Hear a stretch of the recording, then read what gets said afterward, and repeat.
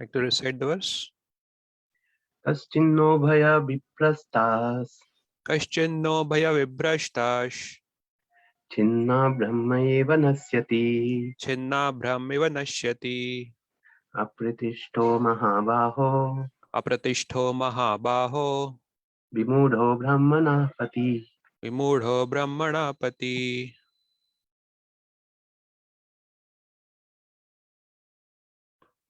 Let's recite the synonyms.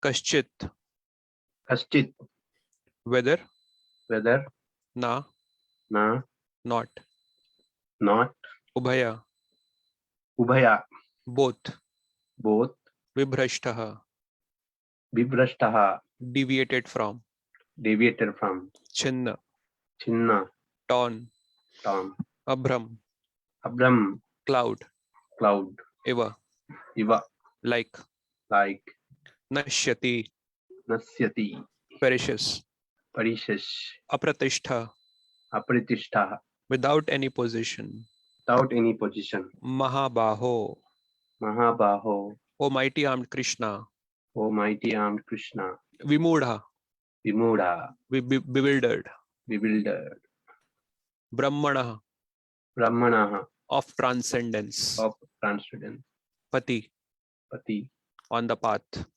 on the path. Translation and purport by His Divine Grace A.C. Bhaktivedanta Swami Srila Prabhupada. O mighty armed Krishna, does not such a man who is bewildered from the path of transcendence fall away from both spiritual and material success and perish like a riven cloud with no position in any sphere? Purport. There are two ways to progress. Those who are materialists have no interest in transcendence. Therefore, they are more interested in material advancement by economic development or in promotion to the higher planets by appropriate work. When one takes to the path of transcendence, one has to cease all material activities and sacrifice all forms of so-called material happiness. If the aspiring transcendentalist fails, then he apparently loses both ways. In other words, he can enjoy neither material happiness nor spiritual success. He has no position. He's like a riven cloud. A cloud in the sky sometimes deviates from a small cloud and joins a big one. But if it cannot join a big one, then it is blown away by the wind and becomes a non-entity in the vast sky. The Brahmanapati is the path of transcendental realization through knowing oneself to be spiritual in essence, part and parcel of the Supreme Lord, who is manifested as Brahman, Paramatma, and Bhagwan.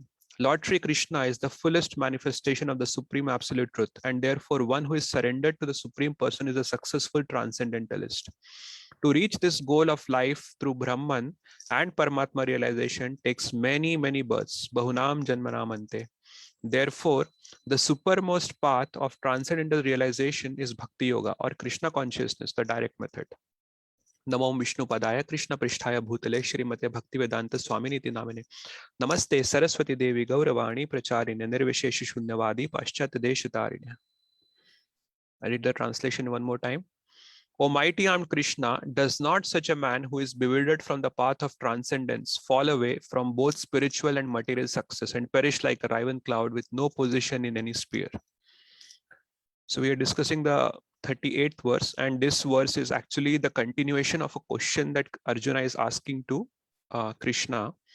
And actually this is like the second part of the question. So actually Arjuna already had asked one question to Krishna, and we'll discuss this in just a minute. And Krishna did answer that question, but it seems Arjuna was not completely satisfied by the answer that Krishna had given. And therefore he is asking a follow-up question to Krishna.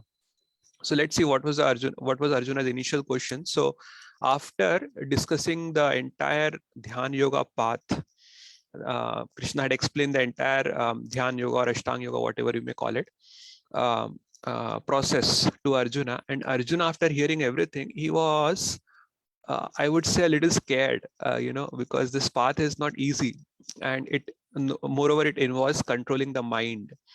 And Arjuna actually becomes a little scared. So he asks a question. So in two verses, he asks questions. Yoyam yoga swaya prokta samyena madhusudana etasyaham na pashyami chanchalatvat sthitim siram. So the question he asks is, he says, "Oh Madhusudana, oh Krishna, the system of yoga which you are explaining, it is impractical, and it is something that I cannot endure. I cannot do this." And then he says, "Why? Because the mind is very restless and unsteady. Chanchalatvat sthitim stiram. It is restless and it is unsteady. Sometimes we say the monkey mind. Many ISKCON leaders, they have given these kind of sessions on the monkey mind, how to control the monkey mind. So, and then he continues his question in the next verse 34. He says, "Chanchalam hi manah Krishna pramati balvadridah tasyaham nigraham manye vayor eva sudushkaram." So he says that actually the mind is restless, turbulent, obstinate, and very strong. So 4 objectives he uses. Restless, turbulent, obstinate, and very strong. And he says, actually, I can subdue the wind, I can control the wind, but I cannot control my mind. Vayor eva sudushkaram. So sudushkaram, 2 adjectives he is using to describe how difficult this is. So this was his initial first question after hearing the entire path of the process of Dhyana Yoga. Now, this is interesting because, initially we see that in the second chapter, when Arjuna is giving reasons to not fight the war, he says that actually I'm going to renounce this word, and renunciation, if you renounced active life,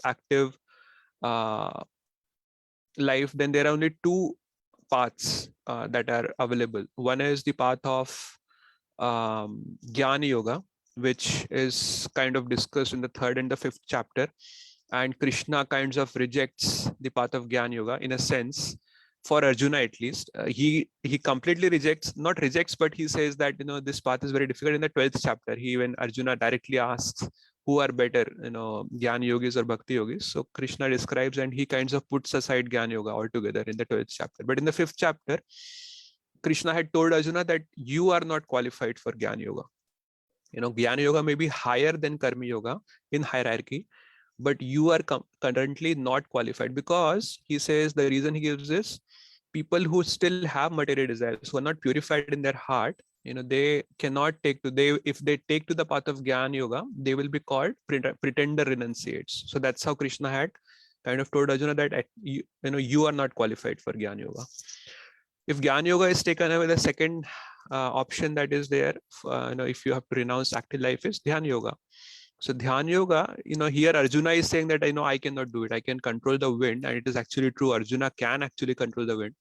And Arjuna is not an ordinary person. Prabhupada also describes in the purport in the same verse that Arjuna, he comes from a very elite Kshatriya family. He has many qualifications. In fact, one of the things that we know about Arjuna is he is ambidextrous, means he can shoot from both his hands. He can hold the bow in the left hand and shoot from right hand, and he can also hold the bow in the right hand, shoot from the left hand with equal expertise. It's not that if he is holding the bow in the right hand, he'll be any less in any way. So he's ambidextrous. And the other thing Arjuna could do is, he could, we know the whole pastime where, once he's eating the food and the lamp blows off and it's completely pitch dark, and he was still able to put the food with his hand inside his mouth, and then it kinds of triggers a bell that, if I can eat in dark, why can't I shoot my arrows? Because Arjuna was, he wanted to acquire that skill of archery. And that skill of archery becomes very useful for the Pandavas in the Kurukshetra war. So he practices to fire weapons at night, and he is also Gudakesha. Gudakesha is one who has conquered sleep. So this is no ordinary feat. Conquering sleep is extremely difficult. You need a lot of willpower and control over mind to subdue sleep. So, but Arjuna has done that. But the same Arjuna here is saying that, I cannot control my mind. So after saying this, so Krishna did answer his question at least partially. He didn't give the whole answer. But the answer that Krishna gives is in the 35th verses, Asamshayam Mahabaho Mano Durnigraham Chalam Abhyasena tu Kauntaya vairagena cha grihyate. So he says, he kinds of acknowledges Arjuna's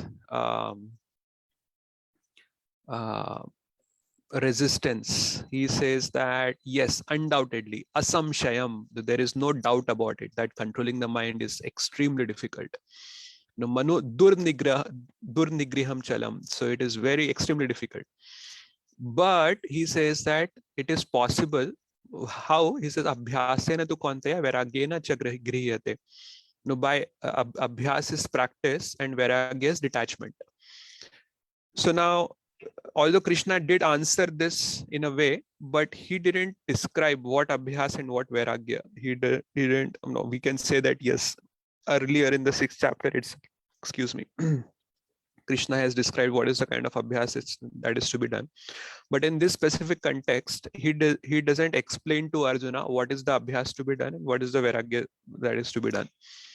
Now, abhyas, interestingly, this is the first time the word abhyas is coming. Of course, it comes repeatedly after that. Next time it comes prominently is in the 8th chapter. I don't exactly remember the verse in the 8th chapter, but it does come in the 8th chapter. It also comes in the 12th chapter. Now there, when Krishna uses the word abhyas, he doesn't use the word abhyas in a sense of controlling the mind. He says there, abhyas yogena tato mam ichhaptum dhananjaya, practice, and by the virtue of practice, obtain a desire, develop a desire to attain me. Atah chittam samadhatum na shaknoshi mai sthiram abhyasa yogena tato mam ichhaptum dhananjaya.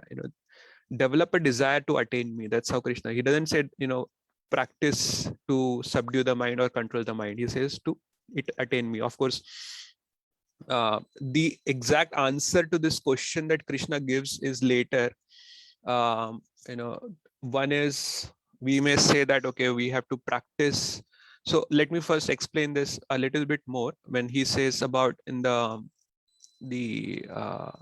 detachment also. So vairagya. So this detachment also Krishna describes a little bit more in the 15th chapter. There is a verse that comes. Narupam aseha tatopalabhyate nanto na chadir na cha sampratishta ashvattamenam suvirdhamulam asanga shastrena dridena chitva. By the weapon of detachment, cut this root, this deeply rooted tree. So there is in the 15th chapter, if you remember, there is a description of an upside down banyan tree. Urdhamulam adha shakham ashvattam prahuravyam chandamsi yasta parnani yastam vedasa vedavit.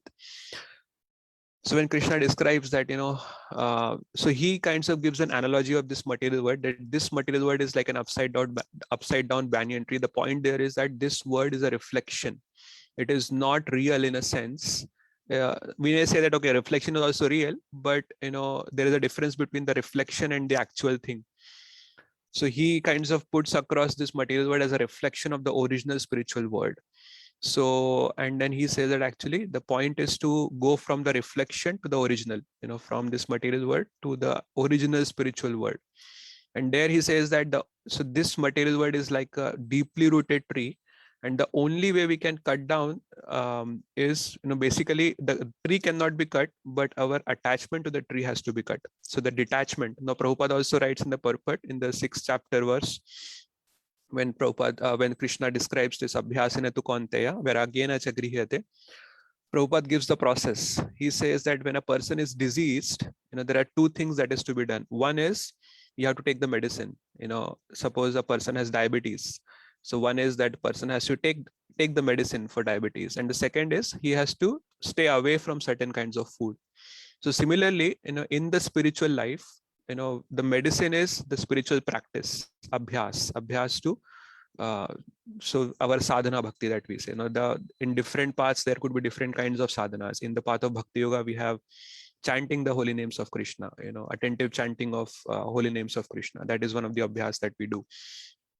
And then there is also vairagya in the Bhakti Yoga path that Prabhupada has given us is actually following the 4 regulative principles: no intoxication, no meat eating, no illicit sex, and no gambling.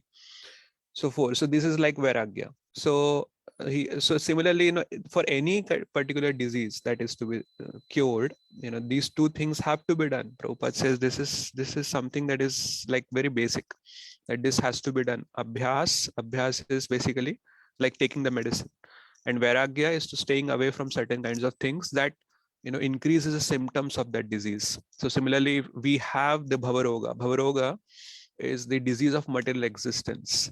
So this disease of material existence can only be cured if we do these two things. Abhyas is our spiritual practice, our sadhana bhakti, or sadhana, we may say it could be different. So this chapter doesn't talk so much about bhakti. Of course, bhakti comes later in this same chapter in Yoginam Api Sarvesham Madgate Nantara, the last verse, 47th verse of 6th chapter. And Vairagya is to staying away from certain kinds of activities. So I think it was Srinivasacharya Prabhu who was describing, if I'm not wrong, that why do we need to follow Vairagya? It is like when you're trying to light up fire, when you're trying to put fire to a wood, so you will put a matchstick, you light a matchstick and you will show the matchstick to the wood. So that will, put the, if you have to show the fire for a consistent amount of time, for a significant amount of time, and then the wood will catch fire. But at the same time, if you put water on the wood, you're putting fire also and you're putting the water also, then the wood is not going to catch fire.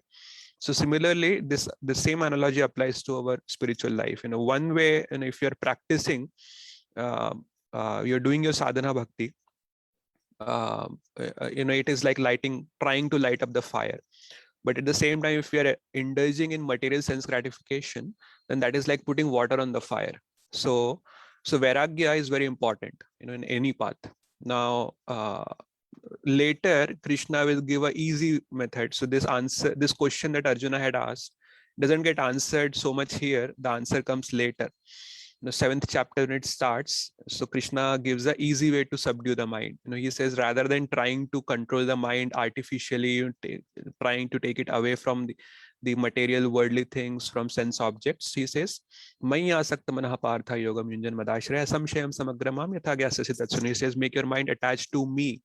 He says, I am the ultimate object for the mind and intelligence, and this theme will continue repeatedly. Offer your mind and intelligence to me. Repeatedly he will say that. Mayi eva mana adhatsva mayi buddhim niveshaya nivasishyasi mayi eva aturdham na samshaya. This is the 12th chapter. He says, so mayi buddhim niveshaya, invest your mind in me. Nivesh means to invest. So repeatedly this will come later. So that is a easy way of controlling the mind. And Krishna also says that, if in the 8th chapter he says, Tasyaham sulabha partha nitya yuktasya yoginam, in this way I will be easily obtained. So something that is durnigraham is extremely difficult, that will become sulabha. Sulabha is extremely easy, So this question that Arjuna had asked, in a way, will be answered later by Krishna. But right now, Krishna is trying to give an alternative path to Arjuna, in a sense that he's trying to address his question. So it is true that, with repeated practice and by suitable detachment, this success can be attained. But Prabhupada also explains in the purport that this process that is there, Dhyana Yoga and Jnana Yoga, one is, it takes many lifetimes. This will be confirmed by Krishna in the 12th chapter, where Krishna will describe that how the Jnana Yoga path takes. It's very difficult. And also in the 7th, Prabhupada quotes the verse from the 7th chapter. Bahunam janmanam ante jnanvan mam prapadyante vasudevah sarvamiti samatma sudurlabha. After many births, Jnani will realize that vasudevah sarvamiti. And then ultimately that Krishna is everything, and then he will surrender to me after many births. So why take many births? Just take this one birth, utilize this one birth and surrender to Krishna. So that is an easy way, Prabhupada writes in the purport. But anyway, so when Arjuna hears this answer given by Krishna to the first question that he had asked, so Krishna had said by practice and detachment it can be done. So Arjuna is still not satisfied. So he asks a follow-up question, and this question runs in, I believe, in 3 verses. So 37, 38, and 39. So it starts with 37th question, 37th verse. So he says, Ayatihi Shraddhaya Peto Yoga Chalita Manasaha Aprapya Yoga Samsiddhim Kam Gatim Krishna Gacchati. So because he's not satisfied, he's still scared. Okay, one thing is, okay, I try, but he's not very confident that, even if I try, I might fail. He's not confident. He's confident that he can control the wind, but he is not confident about controlling the mind. Although Krishna is saying to him that, by suitable practice and detachment, it can be done. But still he is not confident. So he's asking a follow-up question. What is the destination of an unsuccessful transcendentalist? Aprapya yoga samsiddhim. Aprapya means who cannot attain. Yoga samsiddhi means perfection in yoga. So a person who is unsuccessful or who cannot attain success on this transcendental path, kam gatim Krishna gacchati. What is the destination of such a person? And that is what Arjuna is asking to Krishna.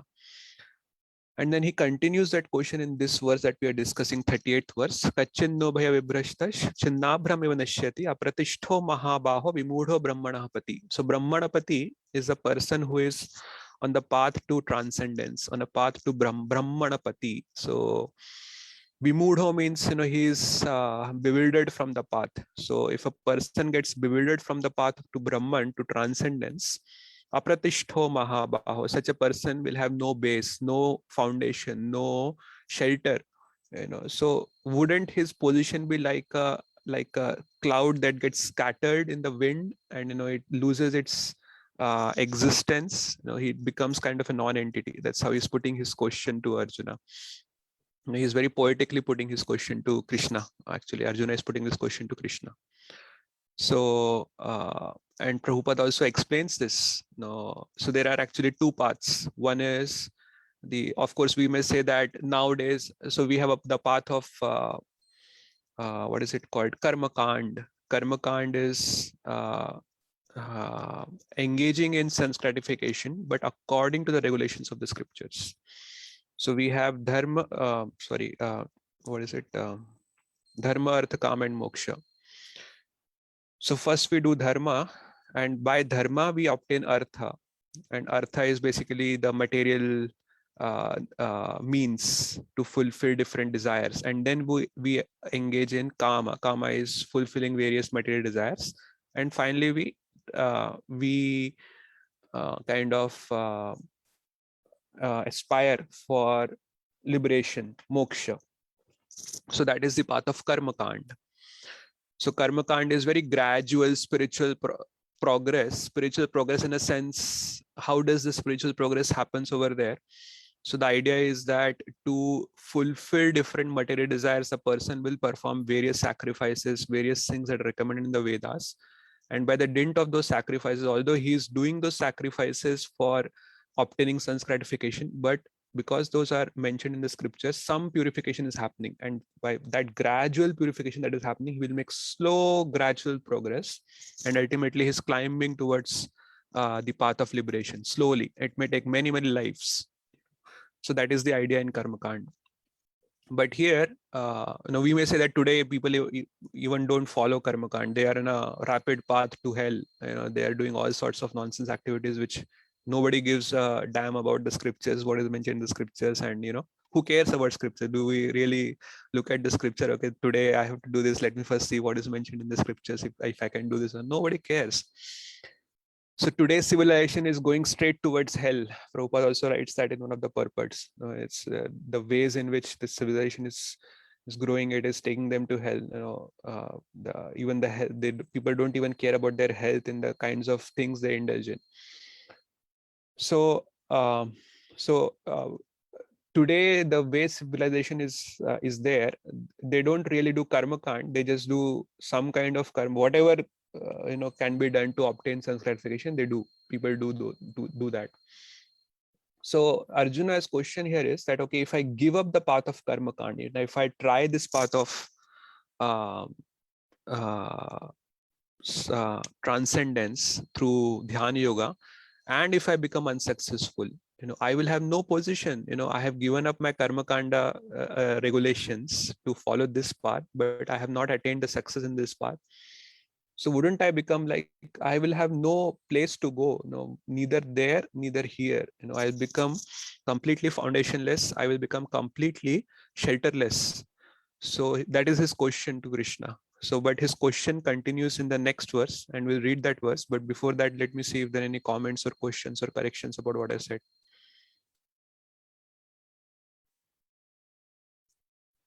Any comments, questions, corrections? I'll wait for the answer, Prabhuji. Sorry, Mataji. I'll wait for the answer. What Arjuna Okay. gets the answer. Okay, all right.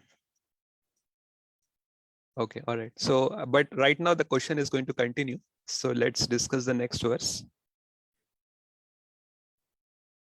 I'll share my screen. Excuse me. So we'll just recite the verse once and we'll read the translation and purport. It's a short purport. So you can repeat after me. Etanme samshayam Krishna Etam me samshayam Krishna. chettum arhasya sheshitaha Chettam arhasya sheshatah. tvad anyah samshaya sasya Tvat anyaha samshaya yasya chetta nahi upapadyate. tanahi upapaddite. Translation. This is my doubt, O Krishna, and I ask you to dispel it completely. But for you, no one is to be found who can destroy this doubt. Purport. Krishna is the perfect knower of past, present, and future. In the beginning of the Bhagavad Gita, the Lord said that all living entities existed individually in the past, they exist now in the present, and they continue to retain individual identity in the future, even after liberation from the material entanglement. Anyone remembers which verse Prabhupada is quoting here? In the beginning of the Bhagavad Gita, the Lord said that all living entities existed individually in the past, they exist now in the present, and they continue to retain individual identity in the future, even after liberation from the material entanglement. Which verse is this? Very important verse of the Gita. Prabhupada gives an elaborate purport for this verse, and not just Prabhupada, actually, even Ramanujacharya has given a very elaborate purport for this verse. This is in the second chapter. Okay, it's natva evaham jatu nasham na tvam neme janadipah na chaiva na bhavishyama sarve vayamatah param. So na chaiva na bhavishyamaha, never was a time that you did not exist or I did not exist or these kings did not exist. They existed in the past, they exist now, and they continue to exist in the future. So that is, I believe, 2.12 if I'm not wrong, or 2.13, one of those. Okay, so he has already cleared up the question of the future of the individual living entity. Now Arjuna wants to know of the future of the unsuccessful transcendentalist. No one is equal to or above Krishna, and certainly the so-called great sages and philosophers who are at the mercy of material nature cannot equal him. Therefore, the verdict of Krishna is the final and complete answer to all doubts, because he knows past, present, and future perfectly, but no one knows him. Again, this is a very important verse that Prabhupada is quoting. Therefore, the verdict of Krishna is the final and complete answer to all doubts, because he knows past, present, and future perfectly, but no one knows him. Anyone remembers which verse is it? This comes in a later chapter. It has not come yet. This is in the 7th chapter, if just to give a hint. Okay, so this is Vedaham Samtitani Vartmanani cha Arjuna Bhavishyani cha Bhutani Mam tu Vedana Kasyanaha. So Vartmani Bhavishyani cha Bhutani. So Vartmani is present, Bhavishyani is future, and Bhutani is past. I know everything, past, present, and future, but Mam tu Vedana Kasyanaha, but me no one knows. That's how Krishna puts in the 7th chapter. So Krishna knows every single thing. Krishna and Krishna conscious devotees alone can know what is what. So again, I'll read the translation.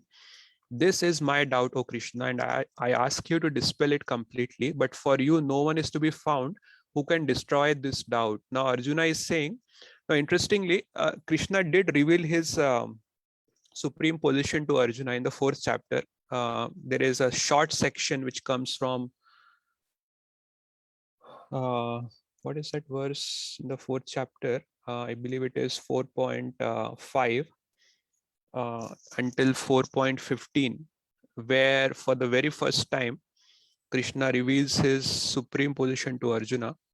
So he had said, Bahuni me vyatitani janmani tavacha Arjuna tanya aham veda sarvani natvam vetha parantapa. So he says that actually many births both you and I have taken. You don't remember any of your births, but I can remember all of them, you know. So because Krishna had said that to Arjuna, Arjuna has, you know, he has registered that in his mind.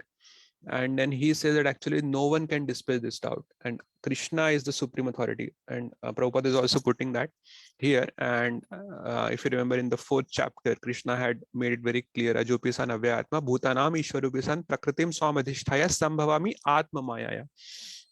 So he had said that, you know, both, you know, we have taken many births. You cannot remember that, but I can remember it. But Krishna also adds a very important point there. He says that my birth, Krishna's birth, is not ordinary, because he says sambhavami atma mayaya. You know, I come in this world by my own potency. Now we are forced to take birth in this material world. We cannot control what birth we will take in the future, you know, or you know, we had no control over it. We don't choose who will be my parents, who will be my father, who will be my mother. You know, we can't choose that. You know, so there are certain things, what kind of body I'll have. I'll have a black body or a white body, or a, you know, healthy body or not so healthy body. You cannot choose all that. You know, we are just based on our karma and our desires, we are given that body. But Krishna's birth is not like that. You know, he says atma mayaya. You know, I come through my internal potency. So Arjuna has registered that in his mind, and then he, based on that, he is asking this question now, that only you can dispel this doubt. Nobody else can actually answer this, because you know past, present, and future. You know previous lives. You can remember all the previous lives, not just of your own life, even my previous lives you can remember. So please, you know, you answer this question. Nobody else. I cannot find anyone else who can answer this question. So Prabhupada also writes about the verse Natva evaham jatu nasham. So the individuality will remain. You know, it's not going to happen, because Arjuna had asked this question that, will I become non-existent? You know, wouldn't the, so in the previous verse he had asked a question that, you know, he had given the analogy of a cloud, that just as a cloud, when it gets separated by the force of wind, it might become non-existent in the vast sky. So it is kind of hinting that the individuality may be lost, but Krishna is, Prabhupada is hinting here that, you know, the individuality will remain. It's not going to go away. Not why, based on the verse Natva evaham jatu nasham. And then he also points out here by talking of a future verse that Krishna is going to speak in the 7th chapter, Vedaham Samtitani, that, you know, Krishna knows everything, past, present, and future. Krishna can actually see what is Arjuna's future, you know, what is going to happen to him in his next life, if at all he takes any next life. So based on that, he is asking this question. So before we go to the answer that Krishna gives, are there any questions or comments or corrections at this point?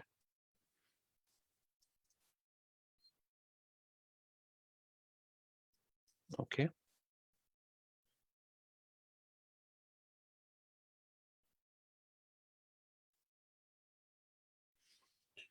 All right, let's discuss this verse. Krishna's answer continues in 3 verses again. Actually, I believe this is the longest question that Arjuna asks. You know, there are chapters where Arjuna speaks elaborately, like in the 10th chapter. He speaks a lot of glorificatory verses for Krishna. Param Brahma, Param Dham, Pavitram, Paramam Bhavan. So like that, if that continues for 5 or 6 verses, that glorification. Again, in the 6th chapter, he glorifies Krishna when he sees the Virat Roop.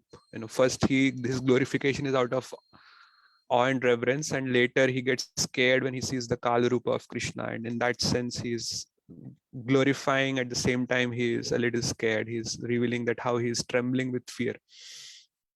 But here, so those are like kind of glorifications, not exactly questions. So this section here, I believe, is the biggest. You know, in 3 verses he's asking a question. So he's so disturbed by the process that Krishna had explained to him, that he is asking. And then Krishna's answer also continues here. So we'll see what Krishna says here. So this is verse 6.40. Let's just recite this once, and then I'll read the translation and purport. So this one has a little bigger purport. Let's see if we can complete it today. Shri Bhagwan Uvacha. Shri Bhagavan Uvacha. Parth Naiveha Namutra. Parth Naiveha Namutra. Vinashastasya Vidyate. विनाशस्तस्य विद्यते nahi kalyanakrit kaschid नहि कल्याणकृत् कश्चित् durgatim tat gacchati. दुर्गतिं तात गच्छति. Translation: The Supreme Personality of Godhead said, Son of Partha, a transcendentalist engaged in auspicious activities does not meet with destruction either in this world or in the spiritual world. One who does good, my friend, is never overcome by evil. Purport: in the Srimad Bhagavatam 1.5.17, Sri Narad Muni instructs Vyasdeva as follows: Tyaktva swadharmam charanam bhujam hare bhajan apakvota phate tato yadi yatra kwa vabhadram abhud amushya kim ko vartha apto bhajatam swadharmatah. If someone gives up all material prospects and takes complete shelter of the Supreme Personality of Godhead, there is no loss or degradation in any way. On the other hand, a non-devotee may fully engage in his occupational duties and yet not gain anything. For material prospects, there are many activities, both scriptural and customary. A transcendentalist is supposed to give up all material activities for the sake of spiritual advancement in life, Krishna consciousness. One may argue that by Krishna consciousness, one may attain the highest perfection if it is completed. But if one does not attain such a perfectional stage, then he loses both materially and spiritually. It is enjoined in the scriptures that one has to suffer the reaction for not executing prescribed duties. Therefore, one who fails to discharge transcendental activities properly becomes subjected to these reactions. The Bhagavatam assures the unsuccessful transcendentalist that there need be no worries. Even though he may be subjected to the reaction for not perfectly executing prescribed duties, he is still not a loser because auspicious Krishna consciousness is never forgotten. And once so engaged will continue to be so, even if he is low born in the next life. So this is important. We'll discuss this. And one so engaged will continue to be so, even if he is low born in the next life. So this is interesting in a sense that, if someone is engaged in Krishna consciousness, how can he attain a low born life in the next life? On the other hand, one who simply follows strictly the prescribed duties need not necessarily attain auspicious results if he is lacking in Krishna consciousness. The purport may be understood as follows. Humanity may be divided into two sections, namely the regulated and the non-regulated. Those who are engaged simply in bestial sense gratifications without knowledge of their next life or spiritual salvation belong to the non-regulated section. And those who follow the principles of prescribed duties in the scriptures are classified amongst the regulated section. The non-regulated section, both civilized and non-civilized, educated and non-educated, strong and weak, are full of animal propensities.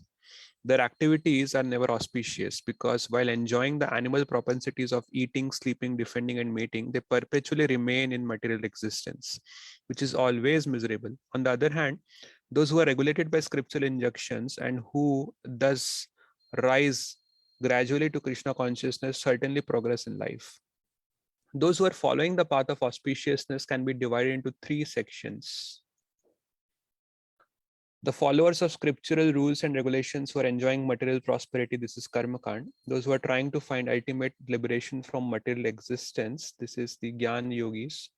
And those who are devotees in Krishna consciousness. Those who are following the rules and regulations of the scriptures for material happiness may be further divided into two classes. Once again, those who are following the rules and regulations of the scriptures for material happiness may be further divided into two classes. Those who are fruitive workers and those who desire no fruit for sense gratification. So these are Karma Kandis and these are Karma Yogis. Those who are after fruitive results for sense gratification elevated to a higher standard of life, even to the higher planets, but still, because they are not free from material existence, they are not following the truly auspicious path. The only auspicious activities are those which lead one to liberation. Any activity which is not aimed at ultimate self-realization or liberation from the material bodily concept of life is not at all auspicious. Activity in Krishna consciousness is the only auspicious activity, and anyone who voluntarily accepts all bodily discomforts for the sake of making progress on the path of Krishna consciousness can be called a perfect transcendentalist under severe austerity. And because the eightfold yoga system is directed toward the ultimate realization of Krishna consciousness, such practice is also auspicious. And no one who is trying his best in this matter need fear degradation.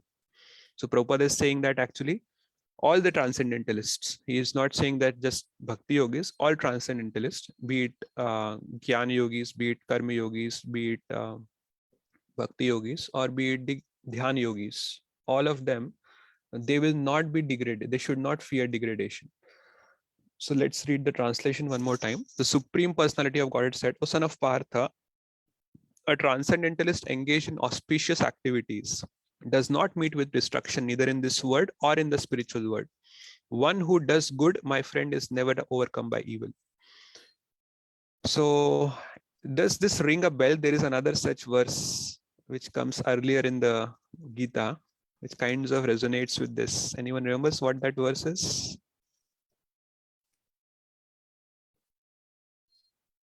This verse, of course, is more detailed, but that verse gives a little hint towards this. Okay, so that verse is Neha bhikrama nashossi pratyavayo na vidyate swalpam api asya dharmasya trayate mahato bhayat. So, even a little progress on this path can save one from great distress later. So basically great danger. Great danger is the danger of losing the human form of life. So here Krishna is saying that a person who performs auspicious activities. Now, we also have to understand what is the definition of auspiciousness here. It is not the punya related activities that, okay, I do this to attain punya. So, and what do we do with punya? We do go to Swarga and enjoy over there. So that is not the kind of auspicious activities that Krishna is talking about here. Prabhupada makes it very clear that auspicious here is basically those activities that are done for attaining either liberation or basically on the path of spiritual progress.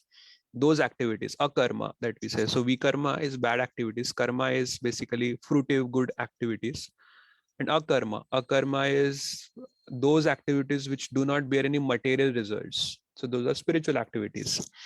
So people who are engaged in doing spiritual activities, they need not fear. They will not. Krishna is saying, so he is using a very sweet word, "O Tat."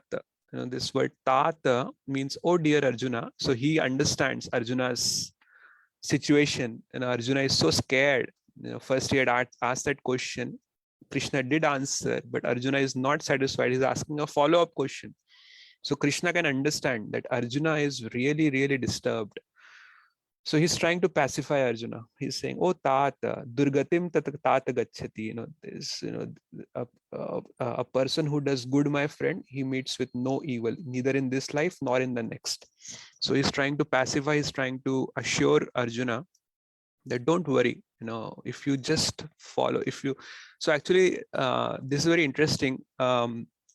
Ramanujacharya, not in this verse, but there is another verse. I'm trying to remember. There is a verse in the 9th chapter. I'm missing that exact verse, but there Ramanujacharya explains that he says that, bhakti is so auspicious that even if a person is not able to perform any devotional activities, he is not able to do any bhakti in that particular life, but even if he just has the desire that, the Lord is so sweet, the Lord is so kind, I should do some bhakti towards him. If he just has the desire to do bhakti, bhakti is so auspicious that that desire will actually, elevate him. So why he explains that he says Krishna is not an ordinary person. Krishna is a supreme person. He can have everything in this world. Prabhupada also says in one of the letter, he says that Krishna, he is the richest person in this world. He doesn't come here when Prabhupada is pointing towards the deity. He says that Krishna is not hungry of your rasgulla and gulab jamun. He's not come here to eat your gulab jamun. He is hungry for love. Actually, what happens is Krishna can have everything in this world that he wants. There's nothing in this world that if Krishna wants, he cannot get it, except for one thing. And that one thing is our love. He cannot have our love unless we offer our love to Krishna. So in any way, if we try to offer our love to Krishna, Krishna becomes indebted to that person, because that is one thing that Krishna cannot have until we offer it to him. So, we say sometimes that if Krishna, if why didn't Krishna is so powerful, Krishna, why couldn't he just make us not engage ourselves in these mundane activities? Why don't he just, make us serve him all the time? So the answer that acharyas give is, love is out of, it is voluntary. It's not that, someone would point a gun on someone's head and say that now from today you will love me. If you don't love me, then I'm going to kill you. So if you do that, that is not love. Actually, love is when someone voluntarily want to give their heart to the other person. So Krishna is so beautiful, Krishna is so attractive, and you just have to look at him, and we have to just become attracted to him. And once we become attracted, we will be helpful. We will be helplessly be attracted to him, actually. So in that sense, Krishna wants us to love him voluntarily. So if someone just has that desire also is so potent that, Ramanujacharya writes that, in the next life he will get a chance to do that. And Krishna actually talks about that in the subsequent verses, that how he gets a chance. But I also wanted to talk a little bit about that one point that I had pointed out, that Krishna consciousness. One second, where is that?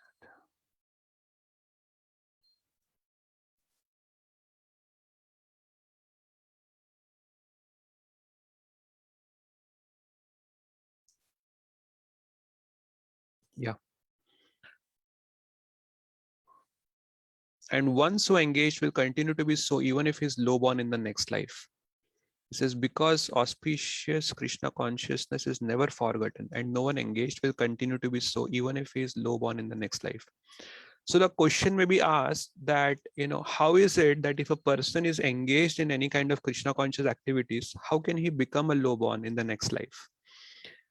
So now this is not very surprising. We have seen the example in Srimad Bhagavatam itself. We don't have much time, so I'll just make this last point and then we can conclude. Of course, we'll pause for any questions or comments or corrections. But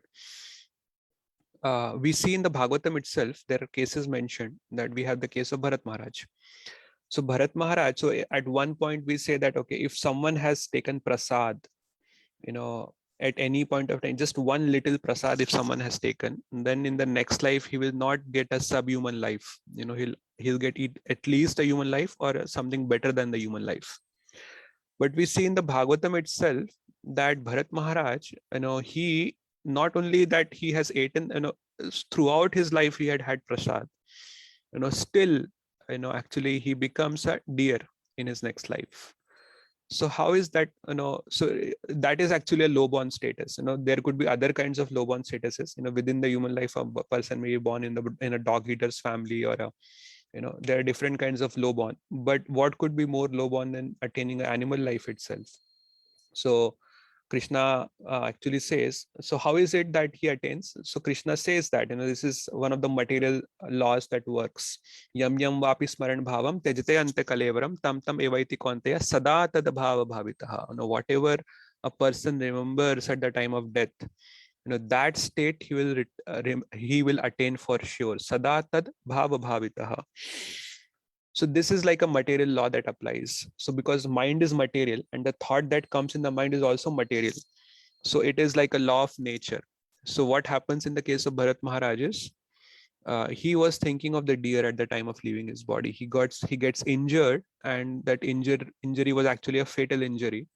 But when he was leaving the body, he was thinking about the deer. Although it is explained in the Bhagavatam that he had become really advanced. He was just maybe second from the topmost advanced position. So he has become so advanced, but from that high position, he fell to a deer life. So what happens is, the ordinary karma, it applies at the level of body, but the spiritual activities, spiritual karma, akarma, applies at the level of the soul. So what happens in the case of Bharat Maharaj is that although he attains a deer body, because of the laws of material nature, he gets a deer body, but his consciousness remains of a devotee. So he, although he was there in the body of a deer, he was not behaving like an ordinary deer. He was behaving still like a transcendentalist. He was engaging with the different saints. He was living near their hermitage. He was hearing Krishna Katha. He was eating their remnants also. So in various ways, he was still engaging in Krishna consciousness. And we see that in the next life, again, he gets a human life, the Jada Bharat life. So so we can say, okay, this is just Bhagavatam. How can we see this in this life? So Jananand Maharaj, you might know, Jananand Maharaj is very famous in ISKCON. He has written a book which is known as Animals in Krishna Consciousness. So he writes the writes the pastimes, not pastimes, but basically stories of different animals who exist today, and they engage in Krishna conscious kind of behavior, not activities, but behavior.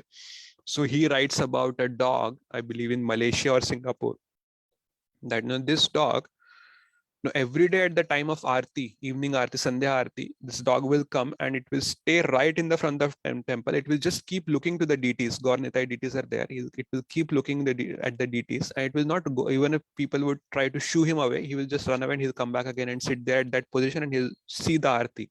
And after the Aarti is over, he'll automatically go away. Similarly, there is a temple in South India, and this is very famous. Times of India have had many times, they have covered this story, that there is a crocodile that lives in a lake. It's a Vishnu temple. I'm missing the name of the temple now. I think it's in Kerala, if I'm not wrong.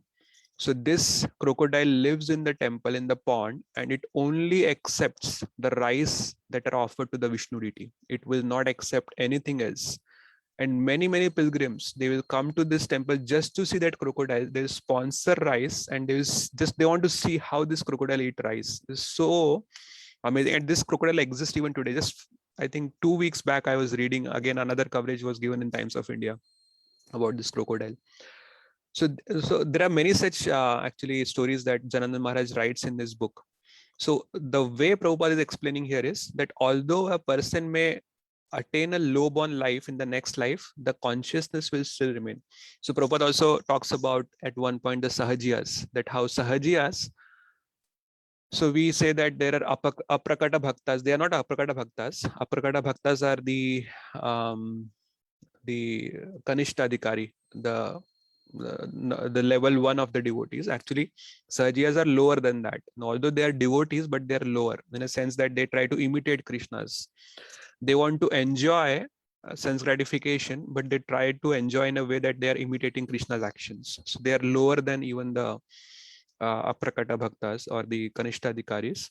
So Prabhupada writes, or he says in one of the talks or in one of the lectures, that these people will become monkeys. So he points out that these monkeys which are there in Vrindavan, they are like Sahajiyas.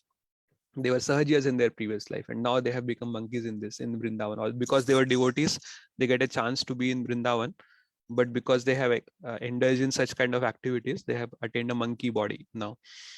But they will also, from that monkey body, again probably they will attain some sukriti by the dint of being there in the Vrindavan Dham, and then they will attain another life. So Prabhupada has also spoken about these subjects in vast. We don't have time much to discuss. So let me stop here and see if there are any questions, comments, or corrections about what I said today.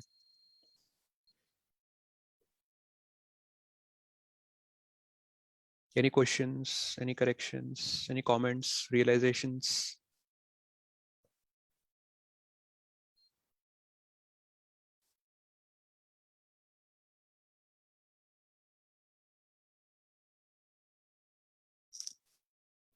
All right, if there are no questions, no comments, we can stop here. Thank you, everyone. Thank you for joining. Vancha kalpatarubhyascha kripa sindhubhya eva cha patitanam pavanebhyo vaishnavebhyo namo namah. Ananta koti vaishnavrinda ki jai, Srimad Bhagavatam ki jai, Srila Prabhupada ki jai. Hare Krishna. Hare Krishna.